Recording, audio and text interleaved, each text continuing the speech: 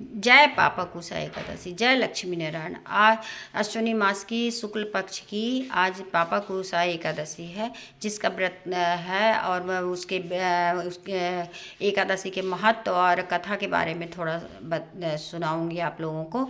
तो ये अश्विनी मास के शुक्ल पक्ष की एकादशी को पापा कुसा एकादशी के नाम से जानी जाती है। इसका नाम कैसे पड़ा, क्यों है? तो एक बार धर्मराज युधिष्ठिर ने भगवान कृष्ण से यह पूछा कि हे प्रभु, ऐसा कौन सा व्रत है जिसके करने से सभी पापों से मुक्ति मिलती है और सभी मोक्ष को प्राप्त होती है, हमारे पितरों को मोक्ष मिलता है, तो वैकुंठ मिलता है, तो ऐसा कौन सा व्रत है? तो उन्होंने कहा कि धर्मराज युधिष्ठिर, अश्विनी मास की शुक्ल पक्ष की जो एकादशी है वो पापा कुसा एकादशी के नाम से जानी जाती। सभी पापों का नाश होता है, सभी पापों से छुटकारा मिलता है, पितरों को मोक्ष मिलता है। तो उसका व्रत अनुष्ठान अच्छे से विधि विधान से किया जाए तो उसका फल बहुत सहस्त्र यज्ञों का फल मिलता है इस एकादशी में। तो इसलिए आप भी तुम भी करो और सबको भी करने को जन में करो, पहुंचाओ इसको। तो इस तरह है। और इसका नाम पापा कुसा एकादशी ऐसे पड़ा कि एक हाथी था जो उसमें अंकुश कोई नहीं लगा पाता था। तो उस दिन, जिस दिन उसमें अंकुश लगा, तो उसी दिन ये एकादशी थी। तो ये पापा कुसा नाम से जाने लगी एकादशी।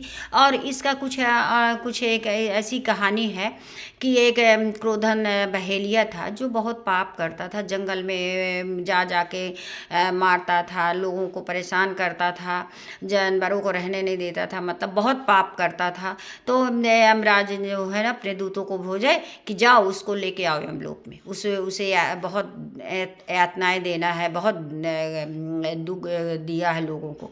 तो जब उसको लगा कि ये अब दूत आए हैं लेने के लिए, तो वो परेशान होकर भटकने लगा, घर भर छोड़ के अपना जंगल की ओर चल पड़ा। बोला कि अब तो हमें हम लोग जाना पड़ेगा, तरह तरह की यातनाएं सहनी पड़ेगी, तो इससे अच्छा तो हम यहीं जंगल में भटक लेते। तो जाते जाते एक अंकिता ऋषि के आश्रम में पहुंचा और खड़ा हो गया, दंडवत प्रणाम किया। तो बोले, ऋषि मुनि बोले कि तुम कैसे आए हो बहेलिया? तो बोले कि इस तरह कहा है, यमदूत आए हैं मेरे को यमलोक ले जाने के लिए, अब तो मैं क्या करूं? तो वहाँ तो मुझे बहुत कष्ट मिलेगा। तो बोले कि ऐसा है कि अश्विनी मास की शुक्ल पक्ष की एकादशी आने वाली है, तो उसका तुम अच्छे से अनुष्ठान करो, व्रत करो, संकल्प लो कि मेरे को इससे छुटकारा मिलेगा, इन पापों से छुटकारा मिलेगा। तो मैं अच्छे से और करूँगा, दान दक्षिणा करूँगा, व्रत करूँगा।